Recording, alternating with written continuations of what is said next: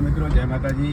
આજે જોઈ લો અને ગુજરાત, બનાસકાંઠા અને ડીસા ત્યાં આગળ બટાકાની ખેતી બહુ સરસ મજાની છે। પણ બટાકા આજે ખેડૂત મિત્રને, ખેડૂત ભાઈઓને ભાવ ન મળવાના કારણે આજે ઈસ્ટોરેના મૂકવા માટે આજે લાઇનમાં પણ ટ્રેક્ટરો, ગાડીઓ પણ તમે મિત્રો જોઈ શકો છો 200 થી 300 લાઇન ટ્રેક્ટર અને ગાડીઓ પણ ત્યાં લાઇનમાં લાગેલી છે ઈસ્ટોરમાં।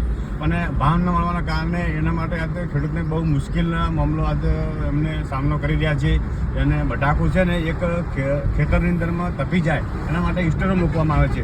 એકને સરકારશ્રીની વિનંતી છે, અમારા એવા ધારાસભ્ય ડીસાના પરેણભાઈ માળીને, કે આપણા ખેડૂત ભાઈઓને અને સારો ભાવ મળે એવી એમને અપેક્ષા કરું છું, એમને વિનંતી કરું છું કે સારો ભાવ મળે એવી આપણે બહાર વિદેશમાં માલ જાય એવી વિનંતી, અને અમને સારો ભાવ મળે એવી આપણે અપેક્ષા રાખીશું।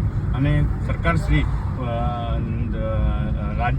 ગુજરાત રાજ્યના ભૂપેન્દ્રભાઈ પટેલ એમને પણ વિનંતી કરું છું કે આ સારો ભાવ મેળવે અને ખેડૂત ભાઈને થોડી ખુશી મળે એવી આપણે ભાવ રાખીશું।